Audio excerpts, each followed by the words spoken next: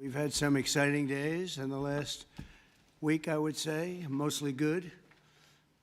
Some of the things you're reading about in Los Angeles, thank goodness we sent out some wonderful National Guard. They've really helped, and a lot of problems they were having out there.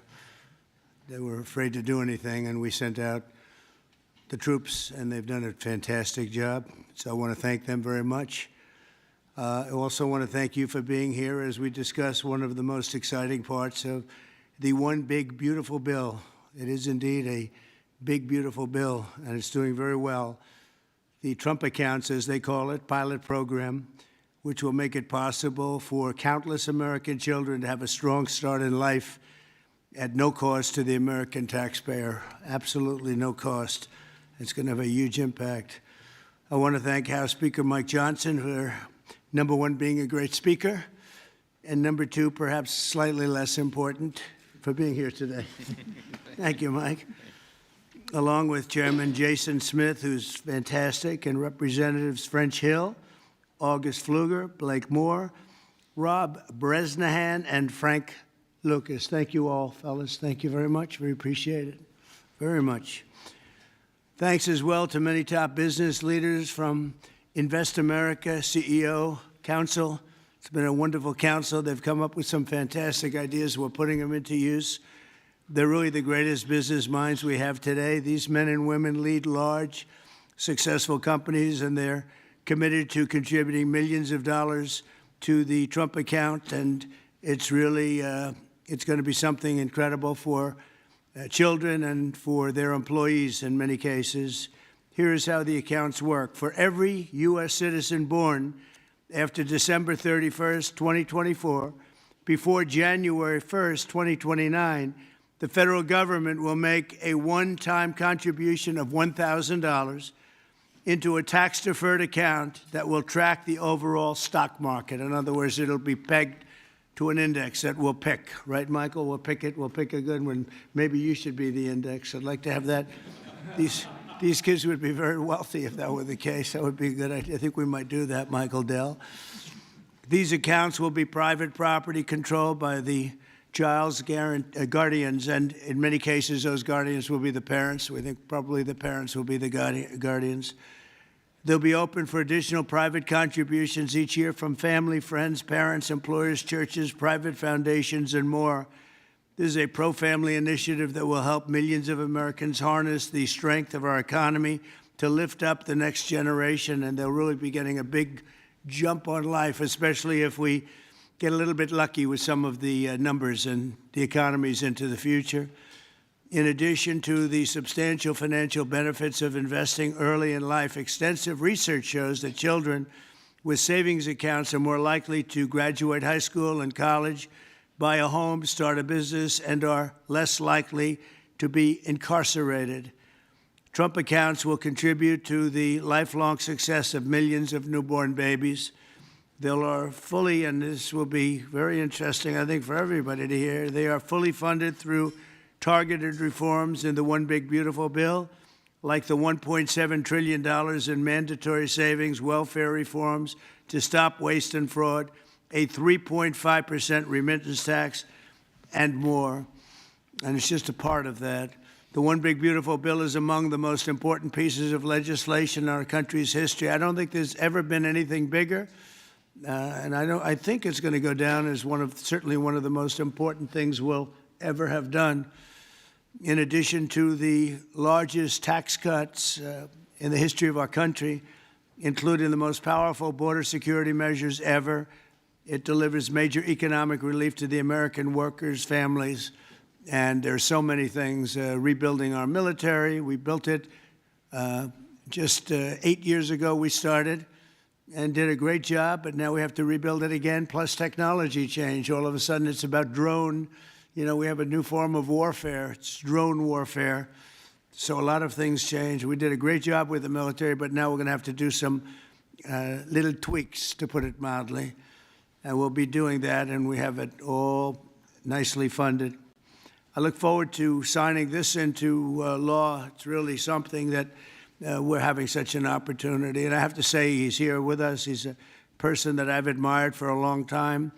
You take a look at what he's done and followed his record, and it's Dell Chairman Michael Dell. He's done such an incredible job. It's as a business person, I study business people, and that's a perfect one to study. It should be almost mandatory reading. So I want to congratulate you on that, and thank you for the idea, because you're the first one that really brought this to my attention. I know that you and your friends have been talking about it for a long time, but other presidents didn't get it done, Michael, right? So we got it done. Congratulations. Thank you very much. Sure. I want to also give some recognition to my friend Brad Gerstner, who helped get us all organized and That's right. And actually Thank you very much. Good, Brad. spearheaded this. Good. And also we have with us a very powerful man in the world of business, CEO David Solomon of Goldman Sachs. David, thank you very much. Thank you for having me Longtime here friend. today. Thank you. Thank you very much. Uber CEO Dara Khosrowshahi. Where is Khosrowshahi? Right here. Where? Thank you very much. That's a hell of a name, but you've done a hell of a job, so that's appropriate. And also, again, Chairman Smith for doing such a job. Nobody knows taxes better than Chairman Smith. When we have a problem, Mike, we go to see Chairman Smith, right? So I want to thank you very much, Dara and Chairman Smith. I appreciate it. So I'd like to begin by asking Speaker Johnson to say a few words, and I think then we're going to go to Michael Dell, David Solomon, we're going to go to Dara, and then to Chairman Smith. Thank you very much. Mr. President, thank you so much for your bold, visionary leadership. It is the key to all of this great success that we are achieving. And the One Big Beautiful Bill, it is not an overstatement to say it will be one of the most consequential pieces of legislation in the history of Congress. There's a lot in here. And by extension, or I would say it is an extension of the figure who I believe will be the most consequential president of the modern era, if not all American history, and that's the gentleman sitting to my left. So I want to thank you for that. Thank you very much. That's a beautiful statement. Huh? Well, I like him too. Yeah. Thank you. It's a statement of objective fact, and every working American understands, I think, the principle behind this concept that we're discussing today. If you have a 401k, you understand the power of investing early for the future. Trump accounts take that same principle, and they apply it from the very beginning of Americans' lives. It's a pretty simple concept. The families that opt in will receive a one-time payment of $1,000 to a Trump account that parents can contribute to. It's a bold, transformative policy that gives every eligible American child a financial head start from day one. Republicans are proud to be the party, we always have been, that supports life and families and prosperity and opportunity. And Trump accounts are all about setting up the next generation for success. For future Americans, this early investment could really be the game changer. It could be a difference. It could pave the way for paying their way through college or buying their first home or starting a business, even when they're young. So even $1,000 at birth will put these Americans in a better position than over half of American adults who sadly have no retirement savings at all. So this would be a remedy to that great problem. And it will encourage the free market. It will encourage investment and understanding of capitalism. All these things that we want to foster among the American people so that the economy and individual lives can flourish. Of course, none of this happens unless we pass our One Big Beautiful Bill through Congress. And we have at stake the largest tax increase in American history if we fail to deliver. And we will not have this rocket fuel to the U.S. economy, and that's why this is so very important. Passing this pro-growth legislation will help every single American. From Trump accounts, this is one of the components of it, to eliminating taxes on tips and overtime, to reducing red tape on Main Street. And the One Big Beautiful Bill is going to drive prosperity. It's going to create jobs across the country. It will make all boats rise. Wages will go up. Job participation levels will go up. We'll have more opportunity, more economic opportunity for more people. So you can climb up that ladder to the next step. The typical family with 2 children is going to see their take-home pay increase by up to $13,300 a year. That's real money to real people. This legislation is geared for hardworking Americans, and it is going to help everybody. And we are excited to deliver it. It can't happen soon enough. We are very close now to that finish line. After about 14 months worth of work that's gone into this, we're excited that we're almost there. Mr. President, thanks again for your leadership, to all the great leaders around this table for all that they invest to our economy and our country and its government. And I will, as we say in the House, I'll yield back. Thank you very much, Mike. I appreciate it. And again, for a great job. Thank you very much. Michael, please. Thank you so much, Mr. President. I believe this is an incredible moment for all of us here today, and it's wonderful to be with some of the leaders of the most successful companies in the world as we come together to invest in the future of our country. We see the Invest America Act and the establishment of these Trump accounts as a simple yet powerful way to transform lives. Decades of research have shown that giving children a financial head start profoundly impacts their long-term success. With these accounts, children will be much more likely to graduate from college, to start a business, to buy a home, and achieve lifelong financial stability. Dell Technologies is proud to be one of the very first companies to support the Invest America Act, a bill that provides every child with a $1,000 seed investment account at birth. This is a straightforward step with enduring benefits. Following your inspiring lead, Mr. President, Dell Technologies will match the government's contributions, dollar for every child born to a Dell team member. This isn't just a new benefit. This is an investment in our people, their families, our communities, and America's future. And it embodies our core belief that opportunity should begin at birth.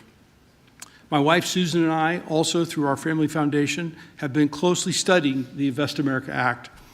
And assuming that it becomes law, we expect to make a very significant gift. We view this initiative as a powerful platform for philanthropic innovation aimed at helping children thrive wherever they come from, particularly those families who have been historically left behind. Mr. President, you articulated it perfectly. These Invest America accounts will give every new American child a genuine opportunity to participate in history's greatest engine of economic growth, the American economy. The funds in these accounts invested in American enterprise and innovation will grow over time into substantial nest eggs, providing support for education, home ownership, and starting families. The ability of families, friends, benefactors, and employers to match the government's generosity amplifies the life-changing potential of this initiative. Thank you, Mr. President, for your visionary leadership on this critical issue. These Invest America accounts will profoundly impact countless young Americans, ensuring they truly benefit from what Abraham Lincoln described as the right of every American, the right to rise. Thank you. Thank you very much, Michael. And we really have come a long way since you came to see me about 6 months ago with your beautiful wife.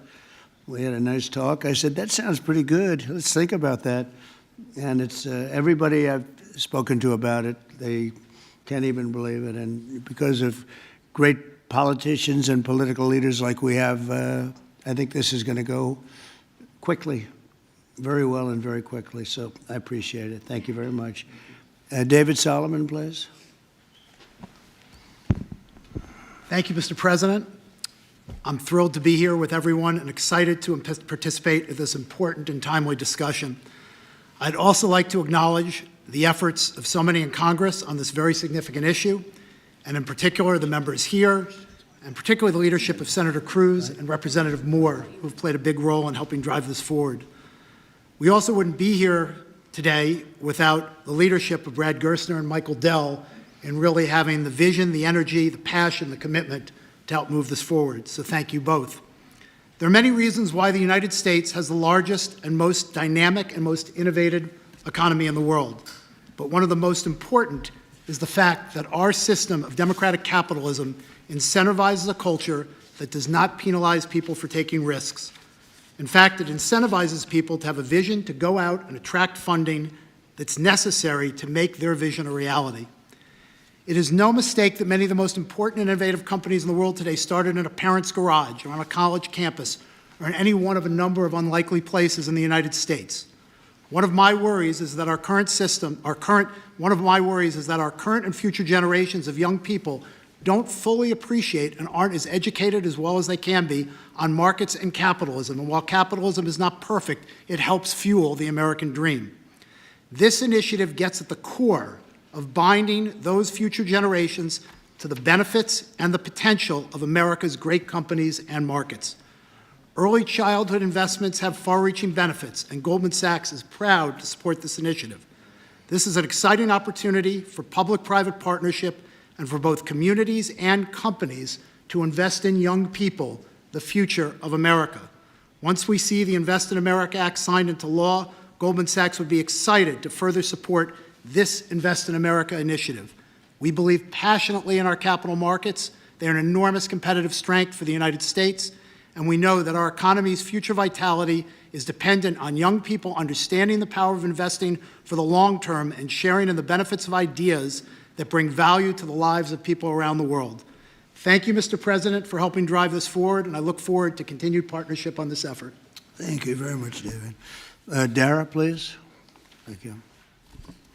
Good afternoon, everyone. Thank you, Mr. President, for hosting us here today. It's an incredible honor to be here in a place that symbolizes the very opportunity that has defined my life. Thank you, Brad. Thank you, Michael, for your vision. We all strive to build something that lasts, and the Invest in America Act is a legacy that is going to last for generations. President Trump, thank you for your leadership. Your support is going to turn this powerful idea into a powerful reality for millions of young Americans. Now, I was 9 years old when I came to this country. My family arrived in America having fled the Iranian Revolution. We had lost everything that we had built. But we gained something far more valuable here. We gained a chance to rebuild again. We had a close-knit family. We had access to world-class education. And we had the one thing that fuels every American dream, and that's hope.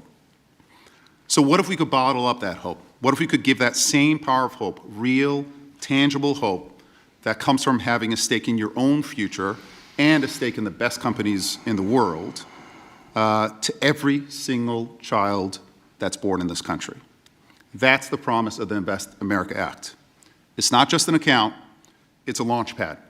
It puts the unstoppable engine of compounding to work for our kids, building a future for them from day one. This mission is personal to me, and it's core to us at Uber. Every day we see people using our platform to create opportunities for themselves, to save for a home, to pay for tuition, to build their own American dream one trip at a time. And that's why Uber is so proud to support this bill, which also includes benefits for millions of Uber drivers and couriers in the form of no tax on tips. Mr. President, our earners are grateful for your support. Thank you very much. Right? What a great job. You know, when you think we're doing a lot of work on Iran right now, and Yes. I see that what you just said, you came here and they took Absolutely. it all away from you, and you started, and you've become one of the biggest anywhere in the world. What a great story that is. Thank you very much, Mr. President. Congratulations. And we wish you Amazing. all the success there. Thank you very much. We'll need it. We're going to need it for that. That's it. They're tough negotiators. They're great negotiators, Yes. among the best. Look at Yes. you. Thank you very much. Thank you. Appreciate it, Dara. Jason, please. Thank you, Mr. President. I want to first start off by thanking you for your leadership, your vision, your commitment to workers and families throughout this country. The One Big Beautiful Bill would not have been possible without you. And it delivers the largest tax cut in U.S. history, the largest mandatory spending cuts in U.S. history, the most significant welfare reforms in U.S. history, and the largest one-time investment in border security. So it's things to be extremely proud about. Representing Southeast Missouri, I'm extremely proud about how you're delivering for working families. No tax on tips.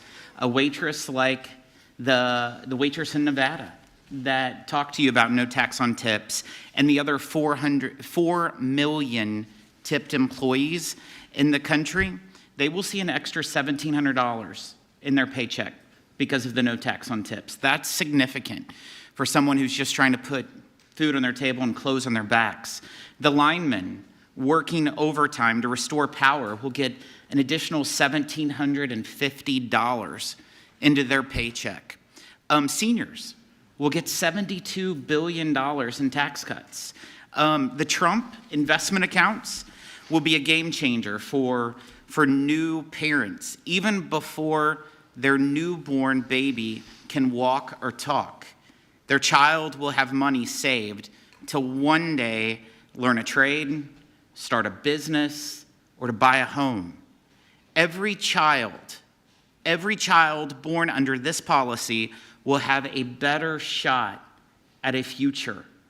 It does not matter if they live on a city block or on a county road. This will make a significant difference to their lives, and it's because of your leadership, Mr. President, and we say thank you. Well, thank you very much, Jason, and hopefully we're going to get that through, and we have a certain date picked out, an ideal date. If it takes a little longer, that's okay, but ideally we're going to get by a certain date. And again, I think it's one of the most important pieces of legislation we've ever had before us and that the country's ever had. I'd like to ask, if I might, Brad Gerstner, one of the most successful people in our country. I'm a friend of Michael very much, and Michael has great respect. And if you don't mind, Brad, I'd like to say a few words, please. Thank you. Well, first, it's a great honor and privilege to be here. We wouldn't be here without your leadership. And for me personally, to be here with my son, Lincoln Gerstner, happens to be named after the gentleman over your right shoulder. Where's Lincoln?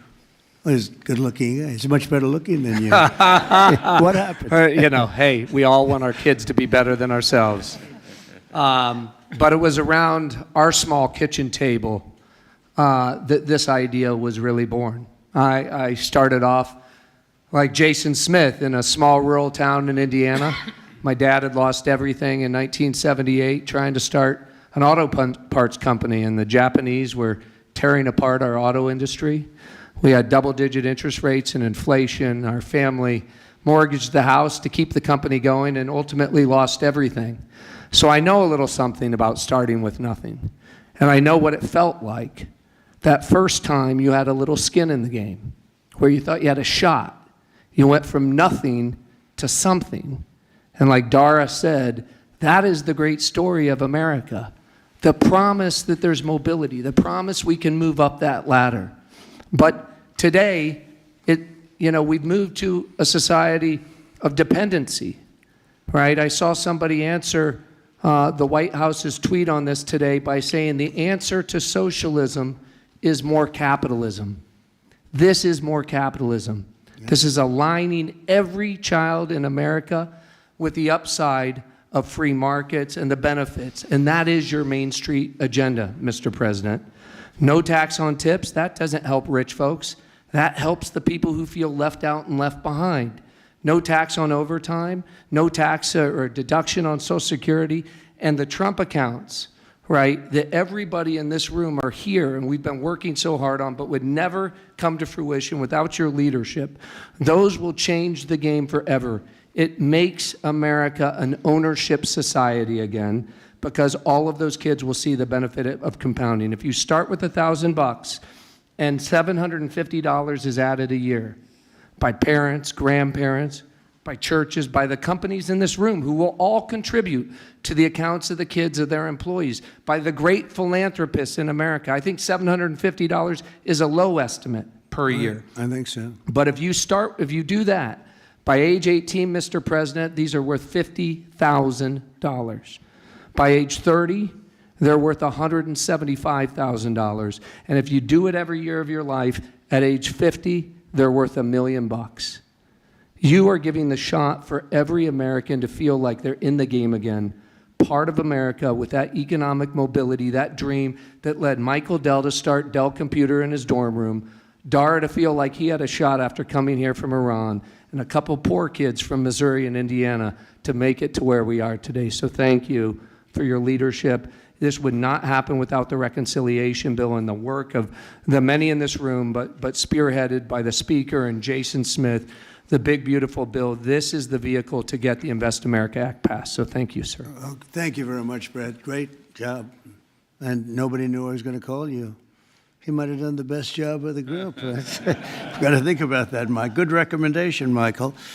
Does anybody have any questions? I think it's something that's really got to be talked about, because it's somewhat of a miracle that we're close to pulling it off. Please. What's the latest estimate on when you think the big, beautiful bill will pass?